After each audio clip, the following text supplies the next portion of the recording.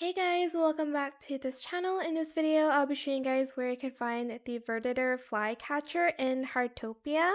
So you'll need to be level 10 of the bird watching hobby, and it is located in the forest jump puzzle area, as you can see here. And basically the weather needs to be rainbow and it spawns any time of the day. It looks like this. It is a turquoise bird. It looks more blue, but I don't know. It says turquoise here in the description, but that is what the flycatcher looks like. I hope it was helpful for you guys. Don't forget to like, comment, share, and also subscribe to this channel if you haven't done that already.